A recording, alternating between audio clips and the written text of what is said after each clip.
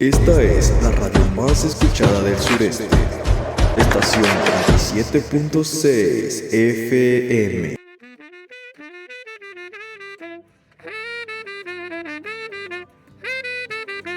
Buen día, gente de este bello infierno verde. Esperamos que tengan un excelente día. Les agradecemos a los radioescuchas estar una vez más en el Oráculo de Tabasco, donde no solo informamos, sino que también filosofamos. Hoy estaremos hablando de lo ocurrido en la pandemia del 2020, la cual dejó el mundo en pausa, utilizando una filosofía presocrática hasta una filosofía medieval, llevando a cabo así nuestra situación didáctica. Damos total crédito a nuestro licenciado Héctor Reyes García por ser el precursor de este interesante tema. Igual tendremos invitados especiales que participarán con nosotros en esta mañana. El historiador Perla y la licenciada Reina, que nos acompañarán y ayudarán a profundizar más sobre este tema. Nuestro compañero Nicolás Antonio Evia nos apoyará a llevar este tema, siendo él quien nos entreviste. Vamos con la filosofía. Muy buen día, radio escuchas. Yo soy Nicolás Antonio. Seré quien nos esté acompañando en esta travesía. Para empezar, demos un poco de contexto sobre lo ocurrido. En el año 2019 ocurrió la pandemia del COVID-19, la cual dejó a varios alumnos sin clases presenciales. Uno de ellos fue Daniel, el cual nos comentaba que oyendo la radio oyó a una licenciada comparar esta situación con una alegoría del filósofo Platón. Esto le pareció interesante y triste, ya que no volvería a la escuela pronto, pero nos dio la premisa del cómo usamos nuestra filosofía en el encierro. Para eso nos acompaña la licenciada Reina. Buen día, Nicolás. Para empezar, yo quiero hacer énfasis en cómo la filosofía renacentista sigue influyendo día a día en nuestra vida. Durante la pandemia, ya que buscamos cómo resolver a empezar después de este devastador suceso. Al igual que el Renacimiento, valoraba el conocimiento y la educación como herramientas para el progreso humano. Podríamos enfocarnos en la educación pública sobre la ciencia detrás de la pandemia, las medidas preventivas y el valor de la vacunación para combatir el virus. En el ámbito de la educación realmente sí fue influyente. Wow, sin duda alguna, esa fue una analogía muy acertada. Me gustaría que la historiadora Perla nos aporte algo sobre lo que comentaste. Sin duda alguna, el comentario de mi compañera fue digno de su carrera, pero me gustaría agregar igual el cómo durante de esta época se enfocó mucho en la innovación y cómo cómo a día de hoy seguimos enfocados en los mismos. El Renacimiento fue una época de innovación en muchos campos. Podemos aplicar este espíritu de innovación para desarrollar nuevas tecnologías y estrategias de salud pública como para hacer frente a la pandemia, como vacunas más eficientes, métodos de diagnóstico mejorados y sistemas de rastreo de contacto más efectivo, lo cual ocurrió y nos ayudó a sobrevivir, ya que como dijo alguna vez un gran pensamiento: la esperanza es el sueño del hombre despierto. Me parece increíble cómo una ideología tan antigua a día de hoy puede ser realmente válida. Claro, la filosofía es duradera, por no decir eterna, ya que este es el amor hacia el saber, el cual el humano abraza con tanto furor para sobrevivir o sobrellevar la vida. Alguna vez lo dijo Immanuel Kant: el hombre no es nada más que lo que la educación hace de él. Ahora, llegando a la duda, ¿ustedes cómo relacionarían la alegoría de la caverna de Platón a la situación del estudiante Daniel? Es necesario hacer énfasis en la que es la alegoría de la caverna. Esta es una analogía de cómo el hombre está encerrado en un mundo físico en el cual no lo muestra la verdad absoluta y quiere salir al mundo metafísico del pensamiento para saber la verdad y la ignorancia del hombre. Realmente es una comparación muy parecida a nuestra realidad, ya que estuvimos encerrados y no pudimos salir y quedarnos encerrados en la área de que nos generamos sin ver más allá de lo que había afuera. ¿Qué debió de hacer Daniel en su interior para cambiar a una actitud positiva para hacer frente a esta situación de pandemia? Realmente el problema de este joven es el no saber asimilar cuánto tiempo estará así.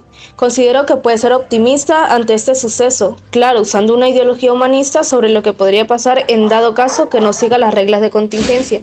De igual forma, puede ser existencialista, dudando sobre su libertad, sin embargo, debe de aceptar esta realidad.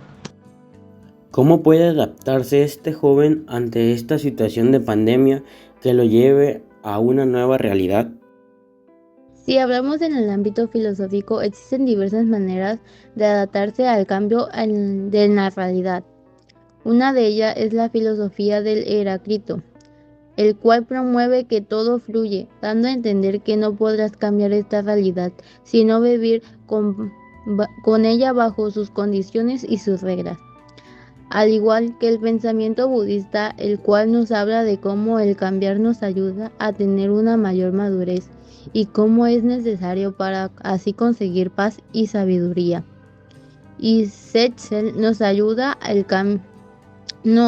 del cambio de perspectivas desde la voluntad de cómo nosotros llegamos al cambio desde nuestras perspectivas y la superación de uno mismo. Realmente todos estos pensamientos en el conjunto podrán ayudarlo a sobrellevar esta nueva realidad, la cual afrontamos.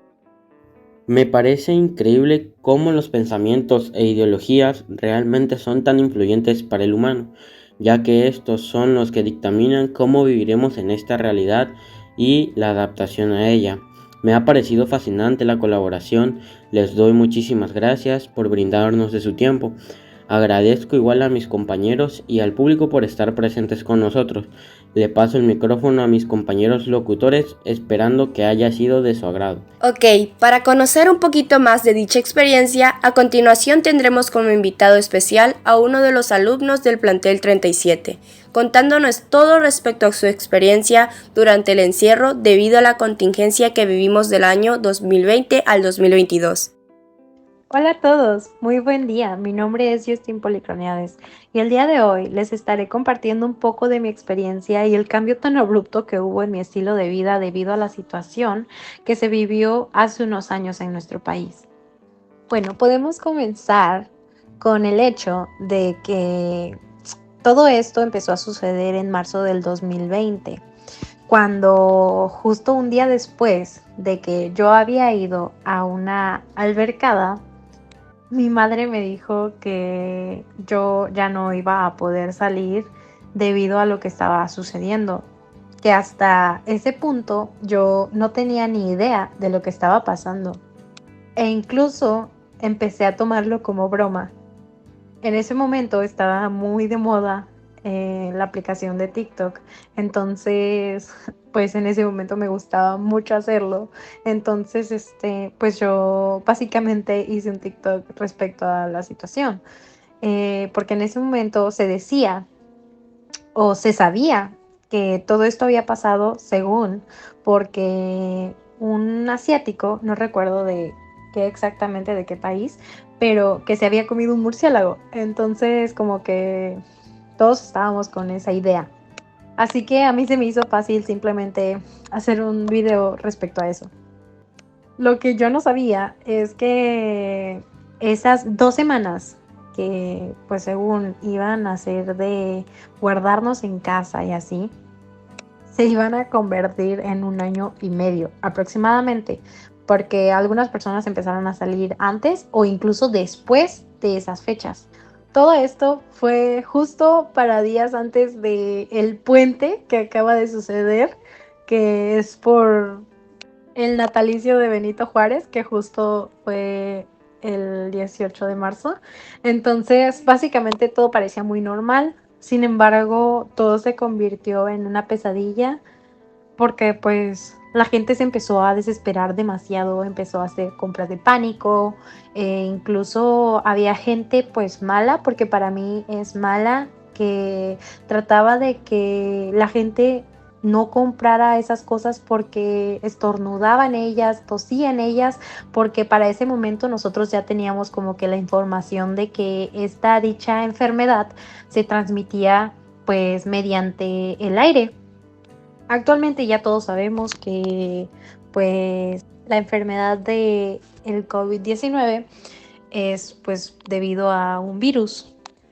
Yo gracias a ciertas cosas que he leído, eh, actualmente sé que las enfermedades por virus jamás se erradican, jamás desaparecen, ni siquiera del cuerpo.